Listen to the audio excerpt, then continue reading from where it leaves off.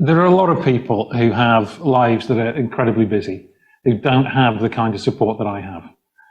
So there are people who are working multiple jobs. There are people with financial difficulties.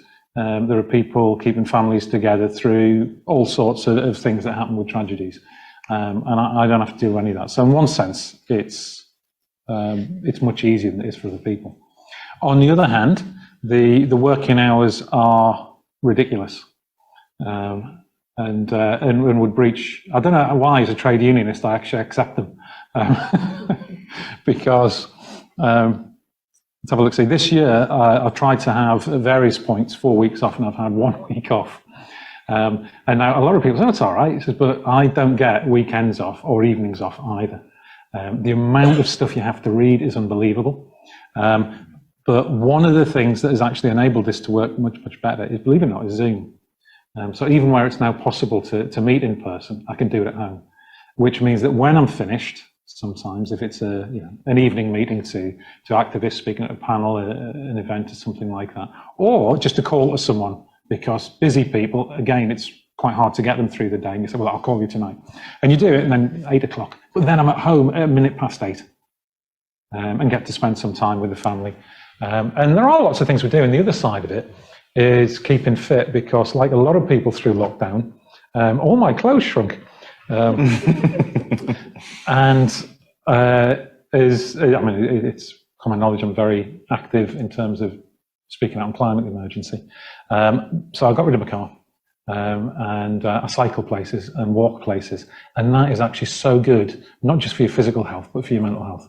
Because you actually have those little bits of time where you're just walking along, hearing the birds sing, feeling the icy northern wind in your face, and or the sun shining, or whatever it is. And I think that really does help. But the other side of it is I have an awesome family, and I think that came across in the film. Caroline, my wife, is brilliant, massively supportive.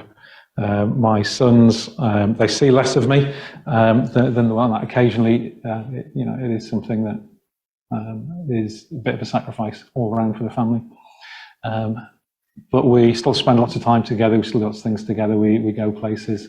And we were here for the Wreath lecture recently, which I was invited to. So I brought Leon, my son, and Nelson, my son. Sometimes, we're invited to Captain Live Theatre. And very kindly, Nelson was invited to come along with me. So it's great. So they get to do things with me, and they get to feel like, what with Dad, and being a grown-up, sort of thing. And I'm not going to embarrass him, but Leon's here tonight as well.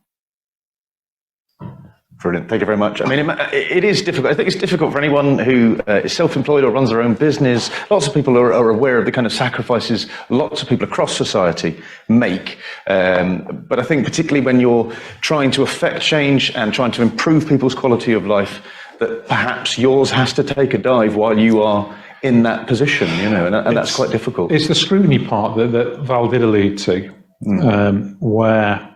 And I think every politician who tries to do anything, for good or ill, in my opinion, people have different opinions on what is good and ill, gets it. And you can look at any article in, the Chronicle, and then below the line, you've got people saying things that have no connection with reality, who've never met you, who don't know what they're talking about. And that actually happens, because you're a politician, you're more in the public eye, but it actually happens to anyone on there. So Brendan Foster, sort of regional treasure, has been fantastic for the North East. We were talking about insurance for the Great North Run, and there was abuse on there for him. He's just in it for the money. And I think that's the standard thing as you get, you don't know what you're doing, and all the rest of it. So it's one of my basic rules in life is do not read the comment section on a Chronicle article online, because it is full of people that just want to vent, and they've got a lot of vitriol, and they're angry for many reasons. Answers not the reason why they're angry, but they are angry at those people that they see in front of them, telling them that things need to change, telling them that that their lifestyle needs to be improved in a way that someone else thinks. All that kind of stuff. And the letters can be interesting. You get lots of physical letters to the office? We occasionally get physical letters. They're mostly digital, one way or another. But I did get one letter from a man saying, I should stop behaving childishly and using the name Jamie. I should call myself James. So, when you've got people like that, you just got to laugh. Can't win, can you? Yeah. Boris is fine though, right? Because that's his real name, surely.